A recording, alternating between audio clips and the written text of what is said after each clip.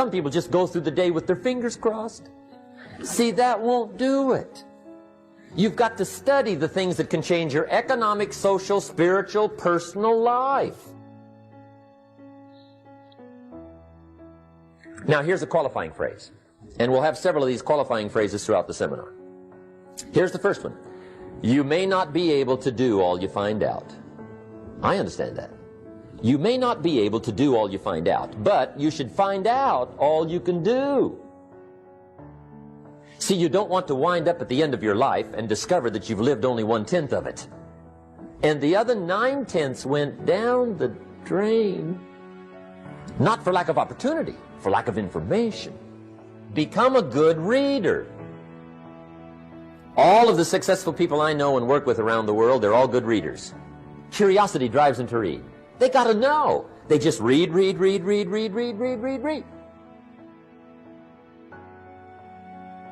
Become a good reader. Now, that's my opinion. Listen to the other lecturers and listen to me and make up your own mind. Don't be a follower. Be a student. Okay? I say, really, for life change, you got to read. One way to learn is from your own experiences, but another way to learn is from other people's experiences. See, one book might save you 5 years if you read it. Did you know there's books on how to be stronger, more decisive, be a speaker, be a leader, have a better effect on other people, develop your personality? Did you know there's books on that? And people don't read them? How would you explain that? And they can read? Did you know that hundreds of successful people have written their stories in books and they wrote down how they did it and people don't read it? How would you explain that? The guy's busy, I guess. You know, you get tied up. The guy says, well, yeah, you work where I work, but the time you struggle home, it's late. You got to eat a bite of supper, watch a little TV, get to bed. You can't sit up half the night reading. And the guy's behind on his car payment. Good worker, hard worker, sincere. But you got to be better than sincere and work hard. Otherwise, at the end of your life, you'll wind up cold, stony broke. You got to be better than a good worker. You got to be a good reader. To the pessimist, the glass is always half empty. To the optimist, the glass is half full. Why would the same measure affect people two different ways? Answer: it all depends on how you look at it. Our lives are mostly affected by the way we think things are, not the way they are. The way we think they are affects us most. There's a subject we don't have time to get into tonight called better thinking habits. One of the major things Shove taught me when I met him, he said, poor thinking habits keeps most people poor. Not poor working habits. Most people work hard, but they don't think hard. And Shove taught me that the mind is like a factory, a mental factory. And whatever you think about all day long pours ingredients into this mental factory. And that's what builds the economic, social, financial fabric of your life. He quoted me a Bible phrase that says, as you think, so you become. How awesome. When he talked about poor thinking habits, he had me. I used to start the day reading the morning newspaper. I mean, you can believe that or not.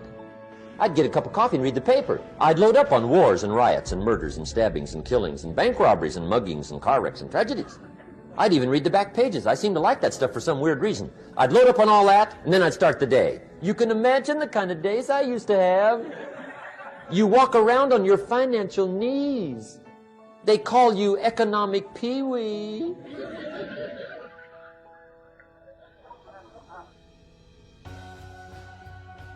The guy says, I want to be a great leader. Wonderful. The first thing we do is follow him to his house. When we get there, We walk in and check his library, number one. Somebody says, well, why check his library? The reason is because what a man reads pours massive ingredients into his mental factory, and the fabric of his life is built from those ingredients. You would not believe what some people have got in their house to read. You would not believe. One of the best dressed up words I know for a lot of it is trash. Can you imagine dumping a barrel of trash into this mental factory every day and coming out with a rich, dynamic, positive life? It can't be done. You might as well try making a cake with cement. The kids back in Danbury, Connecticut, high school, they're asking me questions one day. I'm talking to the kids. Kids got good questions these days. One of them said to me, Mr. Rohn, how do you build the good life? I said, it's simple. It's not easy, but it's simple.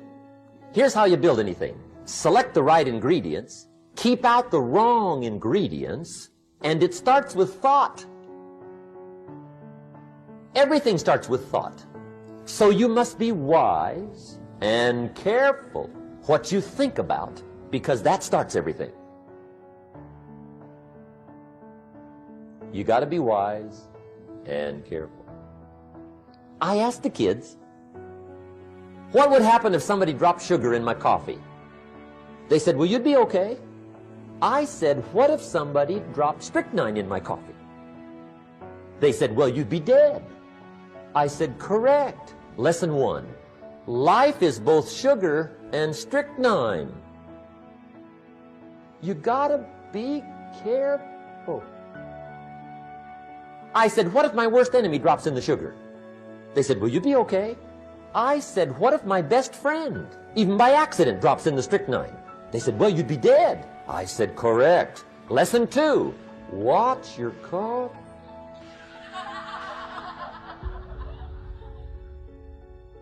You got to be careful. See, it doesn't matter who hands you the bad stuff. It doesn't matter where you get the bad stuff. It'll still do its damage on your bank account, wherever you get it. Mr. Schoaf gave me one of the greatest phrases when I first met him when he said, Jim, every day stand guard at the door of your mind. How important. Stand guard at the door of your mind. And you decide what goes into your mental factory. Don't let anybody just dump anything they want to in your mental factory, because you've got to live with the results. I mean, you know, this has been a long time in the making. You know, when I was a kid, all I wanted to be was on TV. You know, I don't want nothing else. You know, I got hit over the head with that. You know, you can't come from my school in 1968 and make the statement that you want to be on TV. The teacher clearly said, do you know anybody on TV? No. Have you ever? No. Have you ever been on TV? No. Anybody in the school? No. And she was destroying my dream. She said, tell him what you wrote on your paper. I said, I want to be on TV. He said, what you write that on paper for? I said, because that's what the teacher asked me. She said, Slick, just whoop him, because he ain't got no business writing that stuff on the paper. He said, what you put on the paper, boy? I said, I want to be on TV. He said, well, what's wrong with that?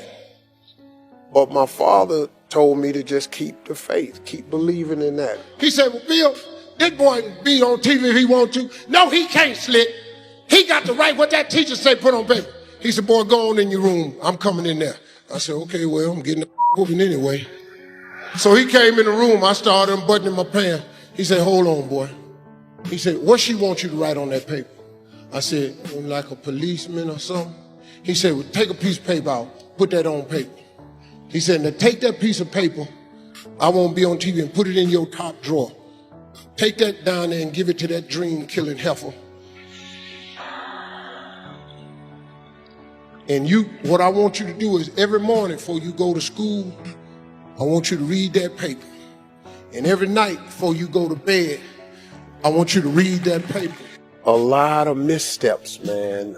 Flunking out of college, you know, getting fired from some pretty cool jobs, and then, you know, becoming homeless, you know, breaking off into stand-up at 27, becoming homeless for 3 years, you know, living in a car, driving up and down the road, you know, trying to make it, all with this notion that one day I was going to have the Steve Harvey show. It was a notion. It was just a, you know, and I just couldn't understand why it couldn't be. You got to be tough, because the road to success is always under construction. It's never a clear path to success. The people who become successful are the people who have a relentless attitude. And you just got to hang in there through the bad breaks, because the bad breaks is coming, but they usually come right before the big break is about to happen. You get a series of bad breaks and it stumbles up a lot of people. My life and my success is to say to anyone, you can stumble, you can fall, you can get back up again. That God is forgiving. That no matter what you've done, He is forgiving. So I just kept the faith about it, man, and I attribute that to a lot of faith. My mother was a praying person. I believe in that wholeheartedly. That has a tremendous part to do with your success. It's in relation to your relationship with God. A lot of people don't want to hear that, but hey, what you want, you ask me, I'm going to tell you what's happening with me. I can't be ashamed of that because you ain't really feeling it. Well, that's you. I happen to believe that. And so I think through all of those prayers and stuff, I got through the cracks and crevices, man, and that I looked up and I was 39 years old and I was on TV. But it took 39 years to get there. And it was a lot of years when it didn't look like it was going to happen, but it did. And I'm here now. And now this is a daytime show that bears that name, the Steve Harvey Show. I mean, you can't tell me it doesn't work, because I'm living proof. I mean, look at this stuff. This is for me. That's crazy. If you don't see the blessing in that and the miracle at the same time, because the odds of you really getting here is very, very slim. So I have to believe that prayer had a big part. Listen, man, no matter what you've done, you have the right to be forgiven. Chris Brown. People still want to hold him to the fire. Yeah. But hey, man, at one point in time, you got to get your knee up off this cat's neck. You got to let him, you got to realize, here dude made a mistake. Now, he ain't done nothing like that since, so you got to let him move forward.